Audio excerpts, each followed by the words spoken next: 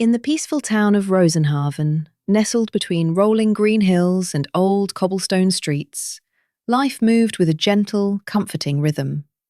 Every morning the church bells rang at 7, warm aromas from the bakery drifted across the town square, and bicycles clinked softly as children rode to school. Among them was Alex, a 15-year-old boy with messy blonde hair, bright, curious eyes, and dreams far too big for the quiet world around him. His family lived in a modest brick house near the river. His mother worked at the bakery, and his father repaired old boats for weekend tourists. Money was limited, but love, courage, and hard work filled their home. And Alex believed deeply in his father's favourite saying, "If one door shuts, son, build yourself another one." Little did he know, life was about to test that belief. Alex had a passion that set him apart: electronics. While other kids played football, he spent hours tinkering with old circuit boards and broken toy motors, collecting wires from recycling shops like hidden treasure. His biggest dream? To build a voice-controlled miniature robot for his school's annual science fair. But when he shared the idea, most students laughed. "Alex, this isn't Silicon Valley. You think you're some genius inventor? Just make a volcano like everyone else." Only one person believed in him, Mr. Lindbergh, the science teacher with salt and pepper hair and a heart made of patience. He looked at Alex and said softly, "Go for it. When life closes a door, the real inventor finds the window."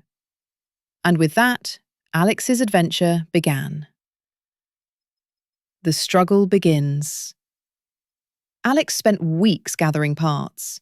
He rode his old bicycle across town, asked mechanics for scraps, and saved every euro he earned working weekends at the bakery. Piece by piece, he built a structure.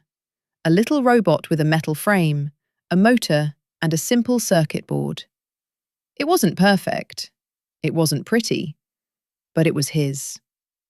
Then, 2 days before the science fair, disaster struck. While testing a new wire connection, a spark snapped.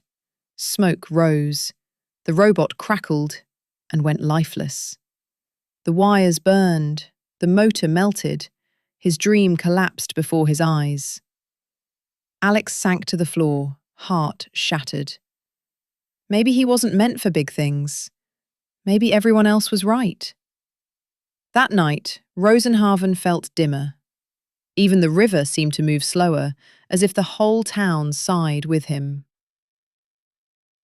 The lowest point. When Alex returned home, he expected disappointment. Instead, his mother wiped her flour-covered hands and said gently, "Doors close, so you learn to knock louder on the next one." His father added, "Mistakes mean you're trying, and anything worth doing is worth failing at least once." Yet the feeling of failure clung tightly to Alex. He lay awake that night, staring at the ceiling, replaying the moment his robot burned, again and again. Meeting the mentor. Early the next morning, Mr. Lindbergh called him into the science lab. "I heard what happened," he said kindly, "and I also heard how hard you worked." Then he placed a small box on the table. Inside were a fresh microcontroller, new wiring, a compact motor, and a voice sensor module. "For you," Mr. Lindbergh said. "Consider it a loan. Repay me someday by helping someone else who needs a door opened." Hope returned to Alex, like sunlight after a long winter. The rebuild. With only 2 days left, Alex rebuilt everything from scratch. His mother made him warm cocoa. His father brought tools from the boat workshop.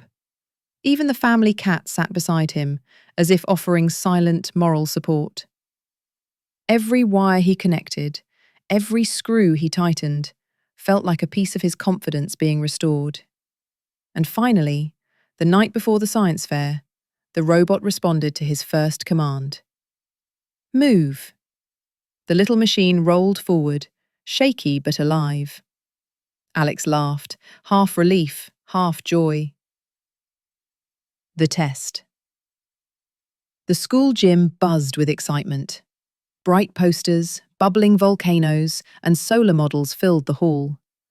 Alex's project looked small, rough, and metal. Some students whispered, "He thinks he's too smart. This won't work." Then a judge approached. "So, what does your machine do?" he asked. Alex took a deep breath. "It follows basic voice commands, sir." The judge raised an eyebrow. "Show us." Alex leaned down and whispered, "Move forward." For a moment, nothing. Then, whir, click. The robot rolled forward exactly 5 inches. Gasps filled the room. Another command. "Stop." The robot froze. The judges exchanged impressed glances. Students who mocked him earlier now stepped closer in amazement. For the first time, Alex didn't feel small. He felt capable. The reward. Alex didn't just win first prize. The mayor of Rosenhausen offered him a scholarship to a regional robotics workshop. The local newspaper printed his photo with the headline, "Small Town Boy Builds Big Dreams." His parents framed the article proudly in their living room. Mr. Lindbergh smiled with quiet satisfaction. That evening, Alex rode his bicycle across the old stone bridge, the cold breeze brushing his face. The world felt brighter, fuller, almost magical. Because he had learned the most important truth. Failure isn't the opposite of success. It is part of the journey. The return. A new Alex. Years passed. Alex learned advanced robotics and engineering. He met mentors, entered competitions, and expanded his dreams far beyond Rosenhausen. But he never forgot where he started. Alex is doing well nowadays, working in the field which he is passionate about. He always remembers the night his project burned. He remembers wanting to quit. He remembers the closed door. And the new one he chose to open. Moral of the story. Life will close doors, some gently, some painfully, some without any explanation. But a closed door is not a dead end. It is an invitation to try again, to rebuild, to grow stronger. Alex's journey reminds us, never give up. If life closes a door, open the next one.